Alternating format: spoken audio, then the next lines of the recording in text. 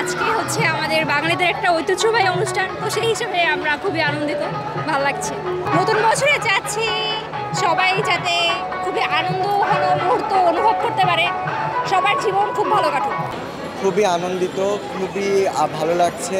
আমরা বিগত যে নববর্ষগুলো ছিল সেগুলোও সুন্দর ছিল, কিন্তু আমার মনে হচ্ছে আমার দেখা সবচেয়ে বড় নববর্ষ উদযাপন আমরা এই বছর করতে পারছি এবং স্বাধীন বাংলাদেশে মুক্তভাবে আমরা নববর্ষ উদযাপন করছি।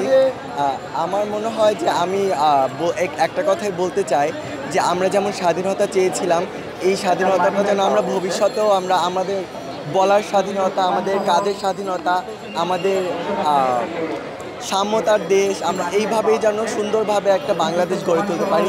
এই নববর্ষে আমার এটাই প্রত্যাশা। মুছে যাক গ্লানি, ঘুচে যাক জরা, সবার মনের কালো দূর হয়ে যাক, এটাই আর কিছু। হ্যাঁ, অবশ্যই ওরা তো আমাদের জন্য যেহেতু এত কিছু করে গেছে, তো ওদেরকে তো রিপ্রেজেন্ট করা আমাদের দায়িত্ব, কর্তব্য। তো এটা থাকবেই, স্বাভাবিক।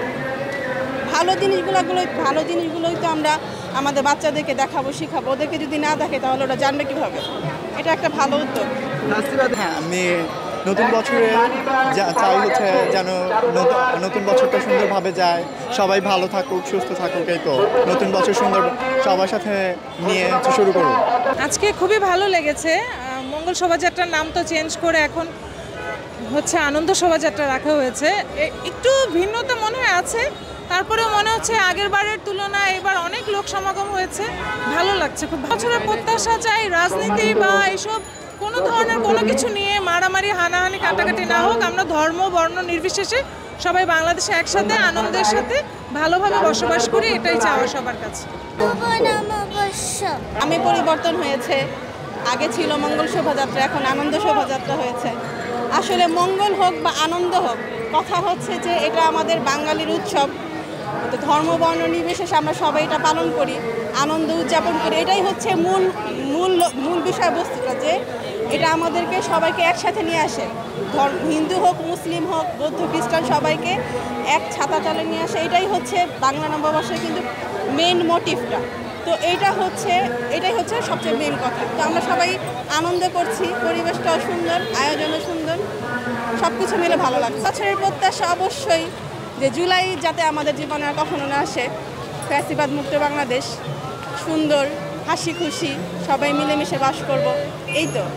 ফ্যাসিবাদের অবয়ব নেগেটিভ পজিটিভ সবই। ওকে যদি ভুলে যেতে চাই আমরা, তাহলে মানে ওকে বাদ দিয়েও করা যেত, আবার ওকে রেখেছে সেটাতেও ঠিক আছে, যে আপনি মানে এটা একটা আমাদেরকে কি বলে সিম্বল হিসাবে রেখেছে ফ্যাসিবাদের, এই হিসাবে দেখলে আবার ঠিক আছে।